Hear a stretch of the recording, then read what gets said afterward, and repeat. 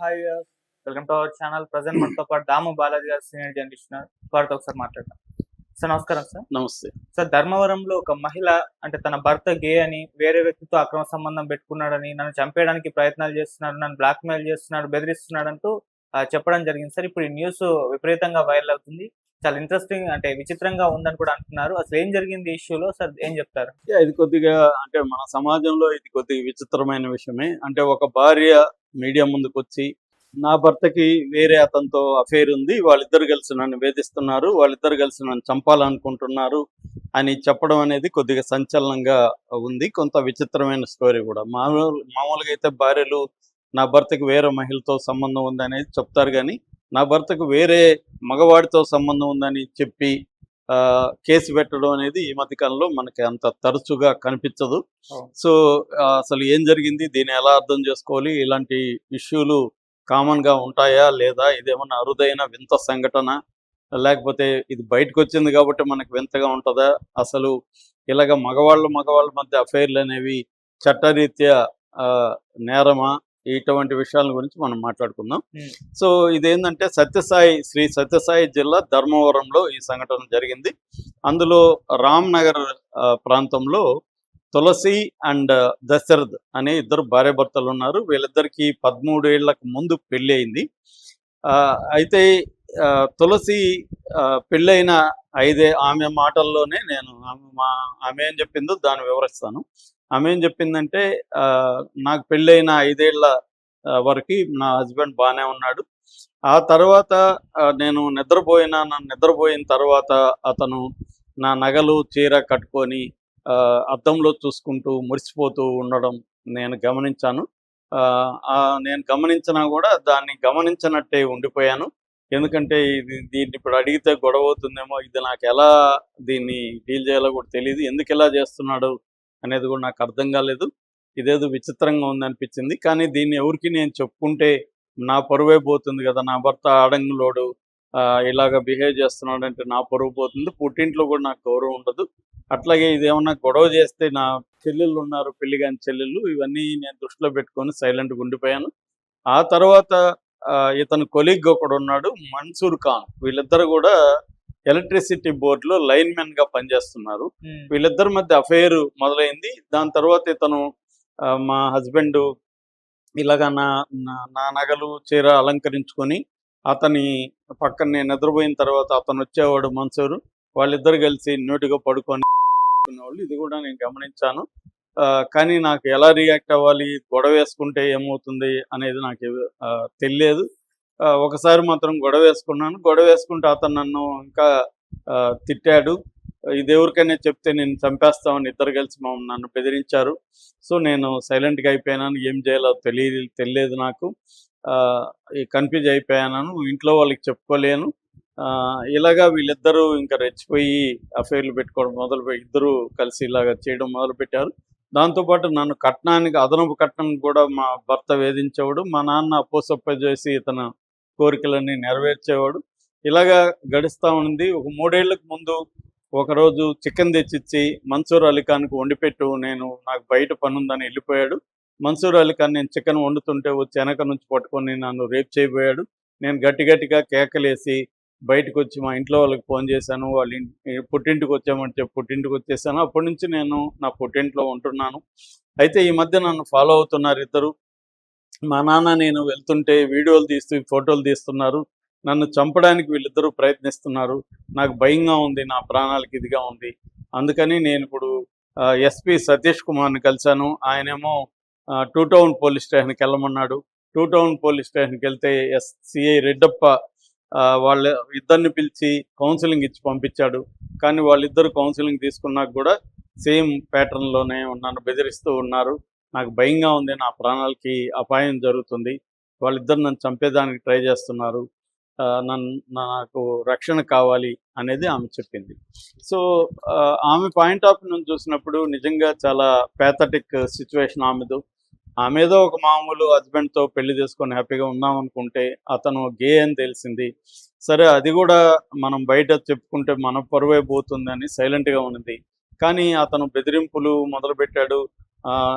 లైంగికంగా అతని ఫ్రెండ్తో తనని పడుకోమని చెప్పడం, ఇవన్నీ కూడా ఈమెకి ఇంకా భరించలేని పరిస్థితి వచ్చింది. అప్పటి వరకు ఎందుకు ఉందంటే పరువు పోతుందని ఒకటి, చెల్లెళ్ళు ఉన్నారు పుట్టింటికి వెళ్ళిపోతే ఆ ఎఫెక్టు, కాపురం చేయకుండా మీ అక్క ఇంట్లో ఏం చేస్తుంది అని ఈ అమ్మాయికి చెల్లెళ్ళకి పెళ్ళిళ్ళు కావేమో, దానివల్ల మనల్ని కూడా ఇంట్లో వాళ్ళు తిడతారు ఖచ్చితంగా, చెల్లెలు కూడా బాధపడుతుంది, ఇవన్నీ మనకి ఇక్కడే భరిద్దాంలే అన్నది ఆమె ఓర్చుకుంటూ ఓర్చుకుంటూ ఎక్కువ కాలం ఉనింది.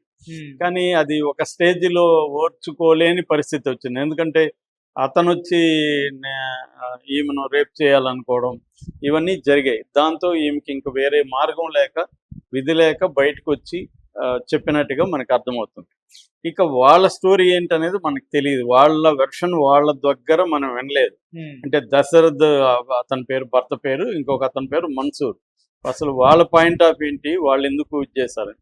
అంటే ఈ ఓల్డ్ మ్యారేజ్లో మనకు అర్థమయ్యేది ఏమంటే, ఒకటి అతన్ని క్రాస్ డ్రెస్సర్ అంటారు. క్రాస్ డ్రెస్సర్ అంటే మగవాడి బాడీలో విమెన్ లక్షణాలు ఉంటాయి, వాళ్ళు విమెన్ డ్రెస్సులను వేసుకోవడం, అట్లాగే మళ్ళీ బయటికి వెళ్ళినప్పుడు మగవాళ్ళలాగా ఉండడం ట్రై చేస్తారు. సీక్రెట్గా మాత్రం ఉంటారు.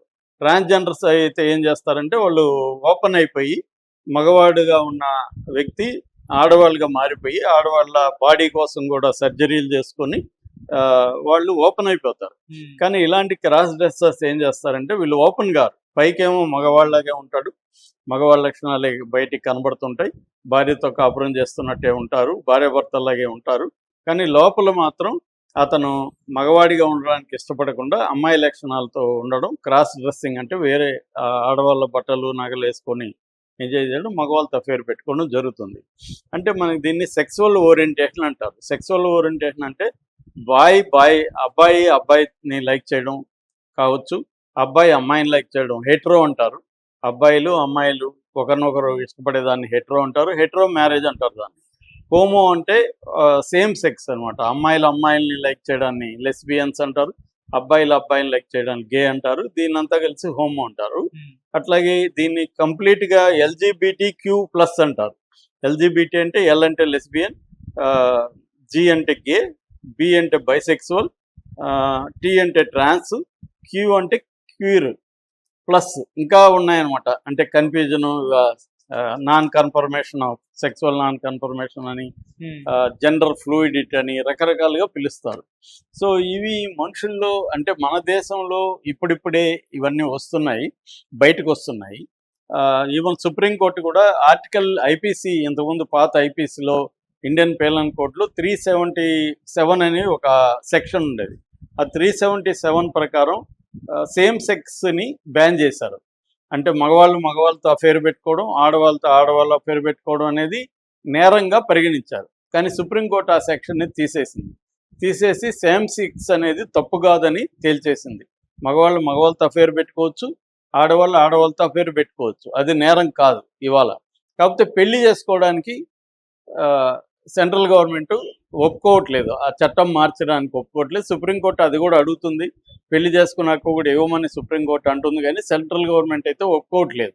అందుకని పెళ్లికైతే మాత్రం చట్టం అడ్డొస్తుంది. కానీ అంటే పెళ్లి కూడా చేసేసుకుంటున్నారు చాలామంది, బట్ లీగల్గా వాళ్ళకి ఏ రకమైన రైట్స్ ఉండవు. భార్యాభర్తలుగా వాళ్ళని గుర్తించరు.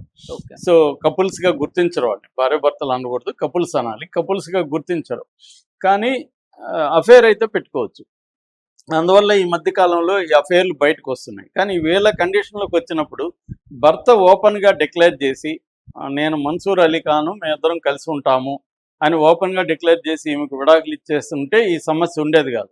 భర్తకేమో ఈమెతో సెక్సువల్ ఇంట్రెస్ట్ లేదు, మన్సూర్తో ఉంది, కానీ అది భార్యకి తెలిసిపోయింది. ఈమె ఎక్కడ దాన్ని లీక్ చేస్తుందో అని ఈమెను కంట్రోల్ చేయడానికి ముందు నుంచి ట్రై చేస్తున్నాడు భర్త.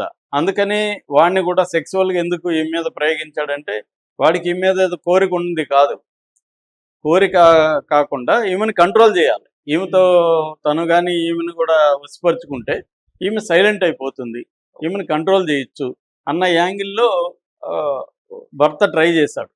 సో దీన్ని ఆమె భరించలేక ప్రతిఘటించేసరికి భయపెట్టడం మొదలుపెట్టారు. సో నువ్వు కట్నం కానీ ఇవన్నీ కూడా ఆమెను భయపెట్టే కార్యక్రమం అనమాట. సో ఈమె కూడా ఏంటంటే ఇది పారానాయిడ్ అంటారు.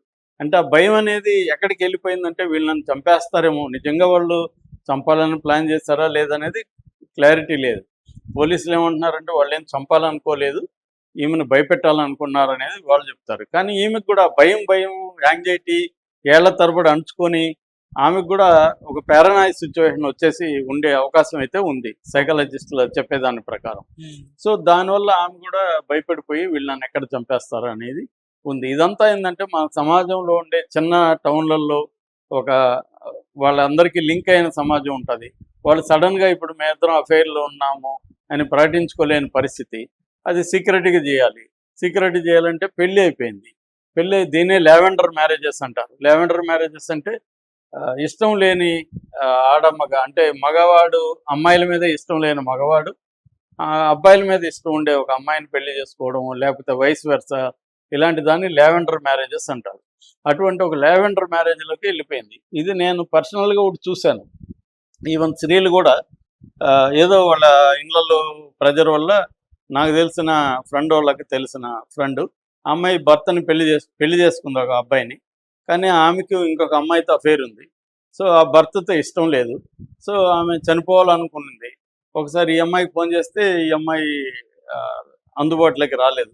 దాంతో మా ఫ్రెండ్కి ఫోన్ చేసి ఇలా నేను చనిపోవాలనుకుంటున్నాను అంటే ఏం షాక్ అయ్యాడు. ఎందుకు అంటే ఇలాగా అఫేర్. సరే వచ్చి నేను ఇద్దరిని పిలుస్తాను, మీరు ఇద్దరు ఇక్కడ ఉండండి కాసి కొద్ది రోజులు అని చెప్పి తను ప్రొవైడ్ చేశాడు. సో ఇప్పుడు వాళ్ళిద్దరి సమస్య ఏంటి, తను కౌన్సిలింగ్ ఇచ్చాడు. నువ్వు ఇది ఓపెన్ చేసి నీ భర్తకి చెప్పి నువ్వు విడిపోకపోతే లైఫ్ అంతా ఇలాగే ఉంటుంది. సో ధైర్యం చేసి నువ్వు చెయ్యాలి అంటే చెయ్యాలంటే వాళ్ళ ఇంటి పుట్టింట్లో వాళ్ళంతా ఒప్పుకోరు. ఇవన్నీ ఇవి మొత్తానికి ఫైనల్గా అమ్మాయి భర్తకి చెప్పి ధైర్యం చేసి బయటికి వచ్చింది. సో ఇది రాని వాళ్ళ పరిస్థితి ఇక్కడ అది కనబడుతుంది. ఇతనేమో ఓపెన్గా భార్యకి చెప్పి లేకపోతే బంధువులకి చెప్పి చేయలేని పరిస్థితి. స్మాల్ టౌను ఇదంతా ఉంది కాబట్టి. సో దానివల్ల ఈ ప్రజలంతా ఏమికి ఏర్పడింది. ఇలాంటిది ఏంటంటే మన దేశంలో ఉండే ఇంకా మార్పు రాని సమాజం కాబట్టి ఇటువంటి అంతా యాక్సెప్ట్ చేయలేం కాబట్టి ఈ ఘర్షణ తప్పదు చాలామందికి. అందుకనే ఇటువంటి లక్షణాలు ఉన్నప్పుడు పెళ్ళే చేసుకోకూడదు. కానీ ప్రెజర్ పెడతారు కాబట్టి ఓపెన్గా ఉండడం అవసరం, పెళ్లి చేసుకోకుండా ఉండడం అవసరం. ఆ మధ్య కూడా నాకు ఒక అతను పరిచయమే, అది ఇతనే చెప్పాడు. అతను ఇదే చెప్పాడు, నేను గే సార్, మా ఇంట్లో నాకు పెళ్లి సంబంధాలు చూస్తున్నారు, మా ఇంట్లో నేను గే అని చెప్పలేదు. ఇప్పుడు నాకేమో భయంగా ఉంది, ఎవరికైనా ఒక అమ్మాయికి నేను నాకు ఇచ్చి పెళ్లి చేస్తే అమ్మాయి జీవితం నాశనం అయిపోతుంది కదా. సో నేను ఐశ్వర్యరాయ్ నా పక్కన వచ్చి కూర్చున్నా, నేను పక్కకి తల తిరగను, తిప్పి చూడను, అంటే నాకు సీరియల్ అంటే అసలు ఇష్టం లేదు, ఇది నా ప్రాబ్లం అని చెప్పాడు. మళ్ళీ ఏమైందో మనకు తెలియదు, అంటే ఏదో ఎక్కడో కలిసి చెప్పిన వ్యక్తి. సో ఇలాంటి ఈ మధ్యకాలంలో సమాజంలో ఏంటంటే ఇంతకుముందు అంటే అది తెలియకుండా నడిచిపోయేది. ఇవాళ కొద్దిగా అవేర్నెస్ వచ్చింది. ఈ అవేర్నెస్ వచ్చినప్పుడు వీళ్ళు నటించలేరు, కానీ అట్లని కాపురం చేయలేరు. సో దీనివల్ల వచ్చే ఘర్షణ తాలూకే ఈ స్టోరీగా మనకు అర్థమవుతుంది. సో దీని నుంచి నేర్చుకోవాల్సింది ఏంటంటే ఎవరికైనా ఇలాంటి లక్షణాలు ఉన్నప్పుడు ఫస్ట్ ఆఫ్ ఆల్ పెళ్ళికి ముందే ఖచ్చితంగా నాకు ఇష్టం లేదు పెళ్ళి అని చెప్పాలి. అది చెప్పకపోతే ఇప్పుడు ఈమె జీవితం నాశనమైంది కదా వాడి వల్ల. వాడికి సరే వాడిని అర్థం చేసుకుంటాం, కానీ ఇప్పుడు అతను కానీ చెప్పుండుంటే ఈమెకి వేరే అబ్బాయితో పెళ్ళి అయిండేది, ఈమె జీవితం వేరే రకంగా ఉండేది. ఇప్పుడు ఈమె లైఫ్ నాశనం అయిపోయింది, ఈమె పెళ్లి చేసుకోలేదు. ఇప్పుడు ఇదంతా స్టోరీ బయటకు వచ్చింది, ఈమె భయపడినట్టే రేపు వీళ్ళ సిస్టర్స్కి పెళ్లి కాదు, వీళ్ళ అక్కకి ఇలా స్టోరీ ఉంది, ఎందుకులే ఈ ఫ్యామిలీలో అనేది చాలామంది అనుకునే అవకాశం ఉంది. దీనివల్ల అనేక ఇబ్బందులు. ఇది సమాజంలో ఉన్న ప్రాబ్లం కూడా దీనికి తోడైంది. సమాజం ఆమోదించకపోవడం, దీన్ని ఎంకరేజ్ చేయకపోవడం, దీనివల్ల కూడా అతను చెప్పలేని పరిస్థితి.